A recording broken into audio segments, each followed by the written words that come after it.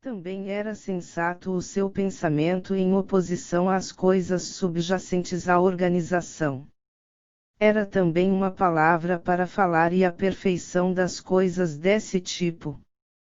E foram eles que se formaram com ele, mas segundo a imagem do pleroma, tendo seus pais quem lhes deu a vida, cada um sendo uma cópia de cada um dos rostos, que são formas de masculinidade, pois eles não são da doença que é feminilidade, mas são daquele que já deixou para trás a doença. Tem o nome a Igreja. Aquilo que surgiu à imagem da luz também é perfeito, na medida em que é uma imagem da única luz existente, que são as totalidades. Mesmo que fosse inferior àquele de quem é uma imagem, ainda assim tem sua indivisibilidade, porque é um semblante da luz indivisível. Aqueles, no entanto, que surgiram à imagem de cada um dos éons, estão essencialmente em quem mencionamos anteriormente, mas em poder não são iguais, porque está em cada um deles. Nessa mistura entre si, eles têm igualdade, mas cada um não rejeita o que é peculiar a si mesmo.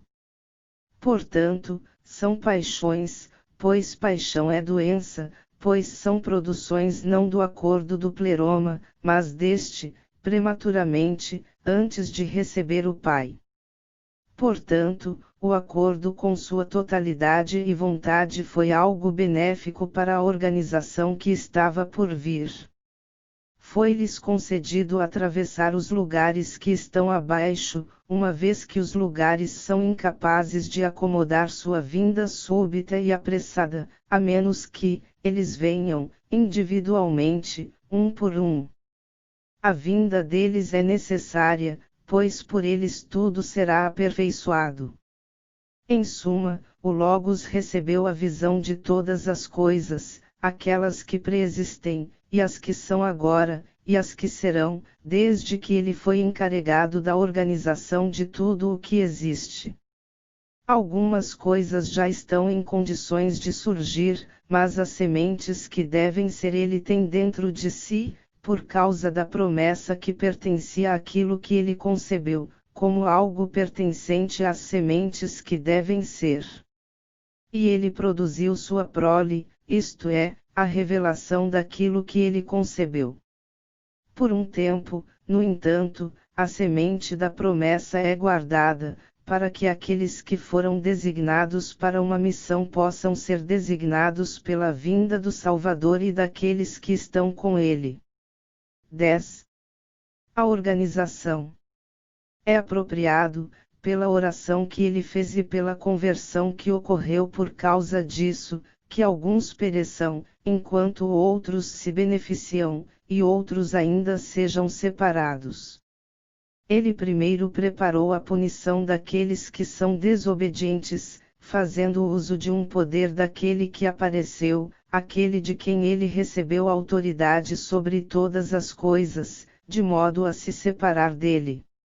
Ele é quem está embaixo e também se mantém à parte daquilo que é exaltado, até que ele prepare a organização de todas as coisas externas e dê a cada um o lugar que lhe é atribuído.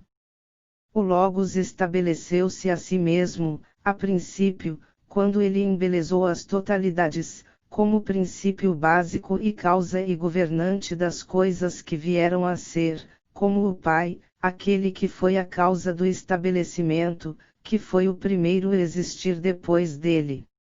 Ele criou as imagens pré-existentes, que ele trouxe em agradecimento e glorificação.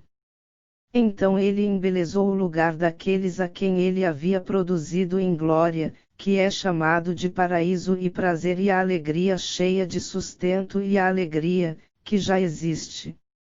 E de toda a bondade que existe no pleroma, ela preserva a imagem.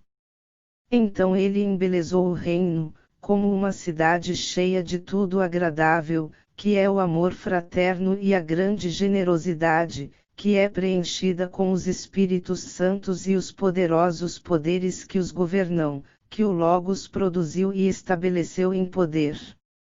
Então, ele embelezou o lugar da igreja que se reúne neste lugar, tendo a forma da igreja que existe nos íons, que glorifica o Pai. Depois disso, ele embelezou o lugar da fé e da obediência, que surge da esperança, coisas que o Logos recebeu quando a luz apareceu. Então, ele embelezou o lugar, a disposição, que é a oração e a súplica, que foram seguidas pelo perdão e pela palavra referente àquele que apareceria. Que o Logos produziu e estabeleceu no poder. Então, ele embelezou o lugar da igreja que se reúne neste lugar, tendo a forma da igreja que existe nos íons, que glorifica o Pai. Depois disso, ele embelezou o lugar da fé e da obediência, que surge da esperança, coisas que o Logos recebeu quando a luz apareceu. Então, ele embelezou o lugar, a disposição, que é a oração e a súplica, que foram seguidas pelo perdão e pela palavra referente àquele que apareceria. Que o Logos produziu e estabeleceu no poder. Então, ele embelezou o lugar da igreja que se reúne neste lugar, tendo a forma da igreja que existe nos íons, que glorifica o Pai. Depois disso, ele embelezou o lugar da fé e da obediência, que surge da esperança, coisas que o Logos recebeu quando a luz apareceu. Então, ele embelezou o lugar, a disposição, que é a oração e a súplica, que foram seguidas pelo perdão e pela palavra referente àquele que apareceria.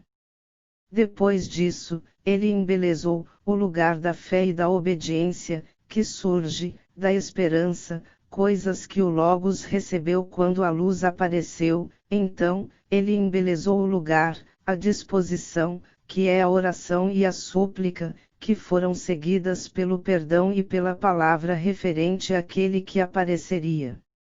Depois disso, ele embelezou o lugar da fé e da obediência, que surge da esperança, coisas que o Logos recebeu quando a luz apareceu. Então, ele embelezou o lugar, a disposição, que é a oração e a súplica, que foram seguidas pelo perdão e pela palavra referente àquele que apareceria.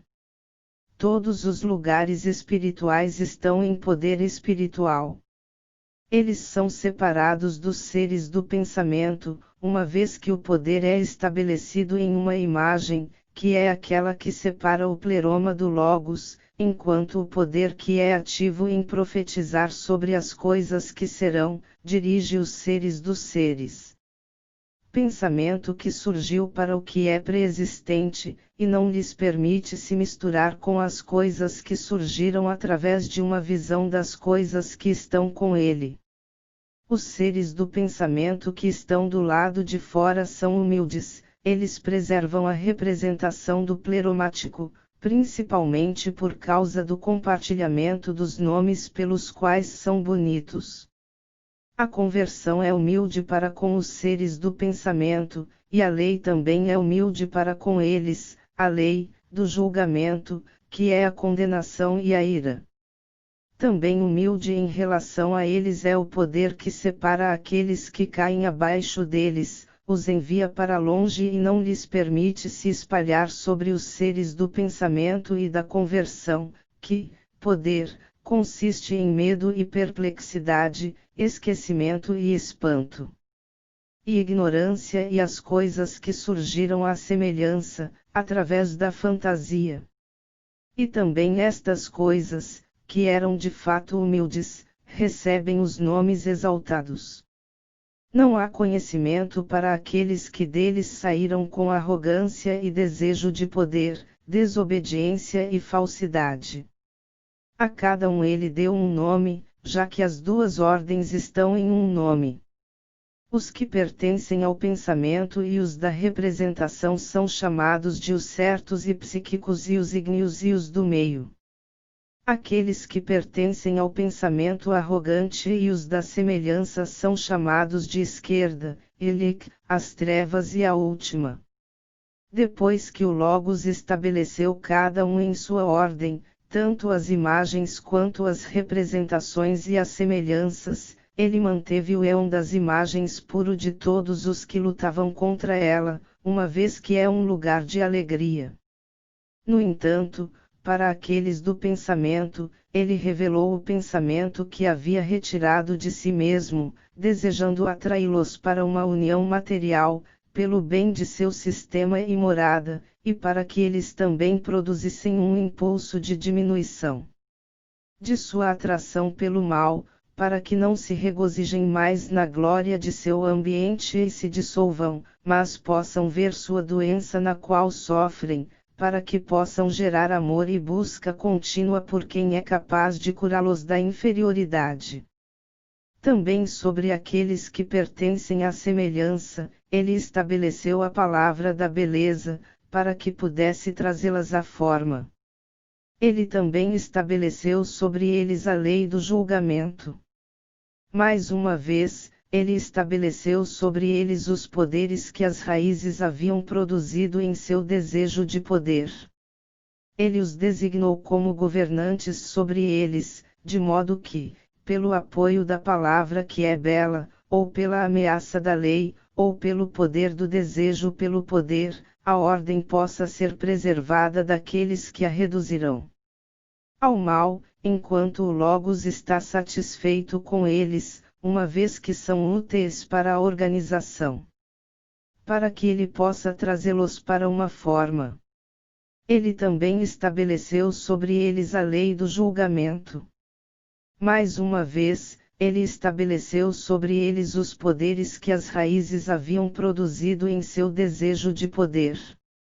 Ele os designou como governantes sobre eles, de modo que, pelo apoio da palavra que é bela, ou pela ameaça da lei, ou pelo poder do desejo pelo poder, a ordem possa ser preservada daqueles que a reduzirão ao mal, enquanto o Logos está satisfeito com eles, uma vez que são úteis para a organização. Para que ele possa trazê-los para uma forma. Ele também estabeleceu sobre eles a lei do julgamento. Mais uma vez, ele estabeleceu sobre eles os poderes que as raízes haviam produzido em seu desejo de poder. Ele os designou como governantes sobre eles, de modo que, pelo apoio da palavra que é bela, ou pela ameaça da lei, ou pelo poder do desejo pelo poder, a ordem possa ser preservada daqueles que a reduzirão ao mal, enquanto o Logos está satisfeito com eles, uma vez que são úteis para a organização. O Logos conhece o acordo no desejo de poder das duas ordens. A estes e a todos os outros, ele graciosamente concedeu o desejo deles. Ele deu a cada um o posto apropriado, e foi ordenado que cada um fosse um governante sobre um lugar e uma atividade. Ele cede ao lugar daquele que é mais exaltado que ele, a fim de comandar os outros lugares em uma atividade que está na atividade designada que lhe cabe controlar sobre o seu modo de ser. Como resultado, existem comandantes e subordinados em posições de dominação e sujeição entre os anjos e arcanjos, enquanto as atividades são de vários tipos e são diferentes. Cada um dos arcontes com sua raça e seus privilégios, aos quais sua sorte reivindicou, assim como eles aparecerão, cada um estava em guarda, uma vez que lhes foi confiada a organização e ninguém carece de um comando e ninguém fica sem rei desde o fim dos céus até o fim da terra, até os fundamentos da terra, e para os lugares abaixo da terra. Há reis, senhores e aqueles que dão ordens, alguns por administrar punições, outros por administrar justiça, outros por dar descanso e curar, outros por ensinar, outros por guardar. Sobre todos os arcontes, ele nomeou um arconte sem ninguém comandando. Ele é o Senhor de todos eles, isto é, o semblante que o Logos trouxe em seu pensamento como uma representação do Pai das totalidades. Portanto, ele é adornado com todo o que é uma representação dele, uma vez que é caracterizado por toda propriedade e qualidade gloriosa. Pois ele também é chamado de Pai e Deus e Demiurgo e Rei e juiz e lugar e habitação e lei. O Logos o usa como mão, para embelezar e trabalhar as coisas abaixo, e ele o usa como boca, para dizer as coisas que serão profetizadas. As coisas que ele falou, ele faz. Quando ele viu que eram grandes, bons e maravilhosos, ficou satisfeito e alegrou-se, como se ele próprio tivesse pensado em fazê-las, sem saber que o movimento dentro dele é do Espírito que se move de uma maneira determinada em relação às coisas que ele deseja. Em relação às coisas que surgiram dele, ele falou sobre elas, e elas surgiram como uma representação dos lugares espirituais que mencionamos anteriormente na discussão sobre as imagens. Não somente ele trabalhou, mas também, como aquele que é designado como pai de sua organização, ele gerou por si mesmo e pelas sementes, mas também pelo Espírito que é eleito e que descerá através dele para os lugares que estão abaixo. Ele não apenas fala suas próprias palavras espirituais, mas de maneira invisível, ele fala, através do Espírito que clama e gera coisas maiores do que sua própria essência. Como em sua essência ele é um Deus e Pai e todo o restante dos títulos honoríficos, ele pensava que eram elementos de sua própria essência. Ele estabeleceu um descanso para aqueles que o obedecem, mas para aqueles que o desobedecem, ele também estabeleceu punições. Também com ele existe um paraíso e um reino e tudo o mais que existe no Ian que existe antes dele. Elas são mais valiosas do que as impressões, por causa do pensamento que está conectado a elas, que é como uma sombra e uma roupa, por assim dizer, porque ele não vê de que maneira as coisas que existem realmente existem. Ele estabeleceu trabalhadores e servos, ajudando no que ele fará e no que dirá, pois em todos os lugares em que trabalhou, deixou seu semblante em seu belo nome, efetuando e falando das coisas em que pensa.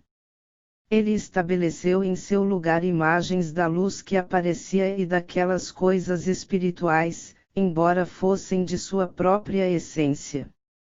Pois, assim, eles eram honrados em todos os lugares por ele, sendo puros, do semblante de quem os designava, e eles foram estabelecidos, paraísos e reinos e descansos e promessas e multidões de servos de sua vontade, e embora sejam senhores dos domínios, eles são colocados abaixo daquele que é Senhor, quem os nomeou. Depois de ouvi-lo dessa maneira, adequadamente, sobre as luzes, que são a fonte e o sistema, ele as colocou sobre a beleza das coisas abaixo. O Espírito invisível o moveu dessa maneira, de modo que ele desejaria administrar através de seu próprio servo, a quem ele também usava, como mão e como boca e como se fosse seu rosto, e seu servo é, as coisas que ele traz ordem e ameaça e medo, para que aqueles com quem ele fez o que é ignorante desprezem a ordem que lhes foi dada para manter, uma vez que estão presos nos laços dos arcontes, que estão neles com segurança. Todo o estabelecimento da matéria é dividido em três. Os fortes poderes que o Logos espiritual trouxe da fantasia e da arrogância, ele estabeleceu no primeiro nível espiritual. Então aqueles poderes, que estes produziam por seu desejo de poder, ele estabeleceu na área intermediária, uma vez que são poderes de ambição, para que pudessem exercer domínio e dar comandos com compulsão e força ao estabelecimento que está abaixo deles.